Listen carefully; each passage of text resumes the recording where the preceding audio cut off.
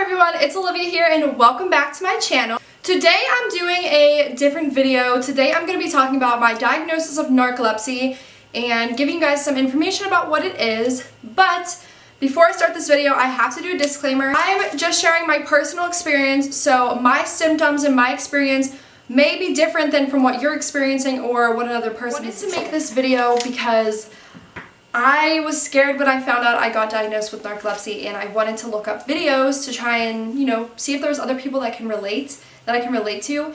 And surprisingly, there's not that many videos on here, so I kind of want to be that person that people can relate to.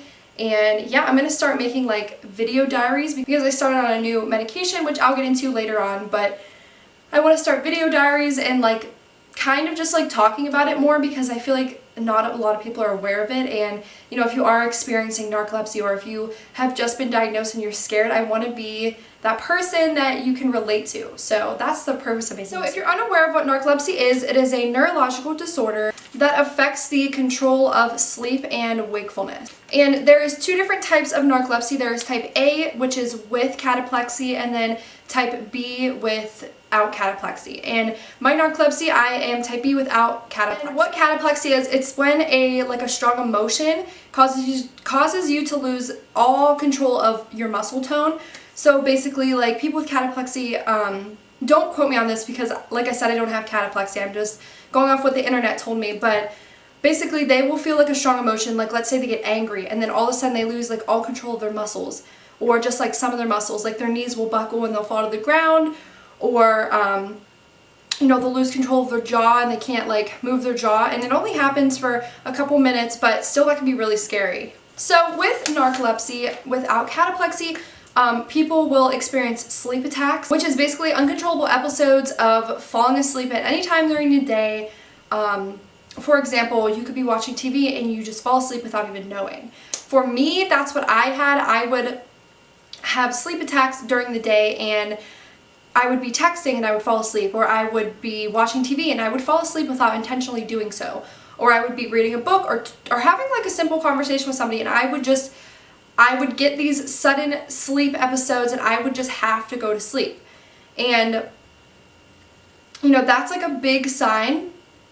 And then my dad actually has narcolepsy. He was diagnosed with it 10 years ago, and back then there really wasn't a diagnosis for it, and people didn't really like understand what narcolepsy was or why it happens, and they still don't really know why it happens. They're still kind of trying to figure that out basically. But yeah, so my dad was diagnosed 10 years ago, and there is research that has shown that there is a genetic link to it. It's not completely genetic. They don't have like proof that it's completely genetic and parents can pass it down to their children, but there is a link. Like I said, my dad has it, and I started to get symptoms. I think he started getting symptoms when he was about 22, but like I said, back then they didn't really know what narcolepsy was, so he had probably like 10 sleep studies just to try to figure out what was wrong with him, and they basically just like didn't have an answer until finally the doctor that we both see now told him that he has narcolepsy. They prescribed him with medication, and yeah. So basically how I kind of came about the diagnosis of narcolepsy, like I said, I started to get symptoms, and a lot of the symptoms are, it's like sleep paralysis, hallucinations, excessive daytime sleepiness, and I was experiencing all of that. Like, I would go to sleep at night and my mind would automatically go into REM sleep, and then I would wake up during my REM sleep, which is your dream sleep basically, and I would wake up and act out my dreams because, I would be waking up during my dream state. So, in the middle of the night I would wake up and I would be having a dream, and my eyes would be open and I would be acting out my dreams. For example, I would drive a car and I would crash my car every night. I would reach for the gas pedal in my bed, but I couldn't find it, and I would crash my car. And like, that was extremely scary. I would also talk to people. Like I said, I would be acting out my dream. I could see it in my head, but my eyes were open, and I would be talking to people in my room even though there was nobody there. That was a really big thing that I was worried about because I wasn't getting, a lot of sleep because I would have these hallucinations every single night.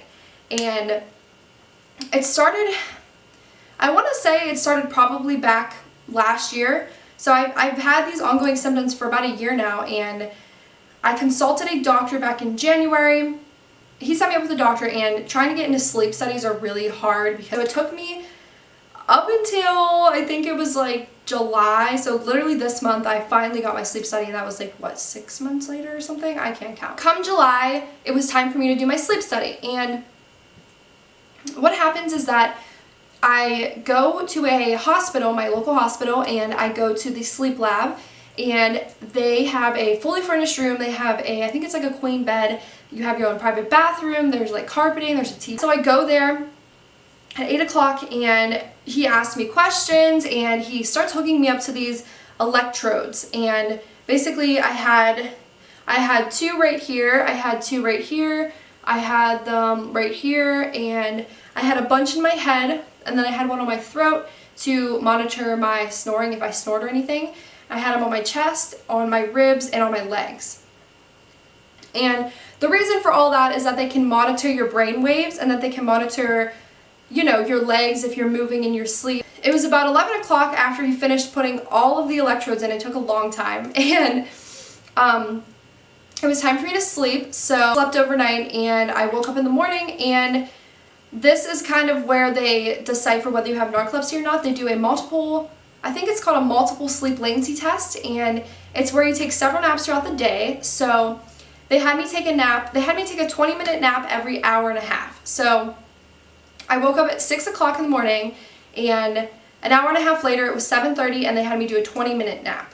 And basically what those 20-minute naps showed is that as soon as I would close my eyes and fall asleep, which I fell asleep all 4 times I took my naps, it showed that I immediately went into dream state, and I would immediately dream. And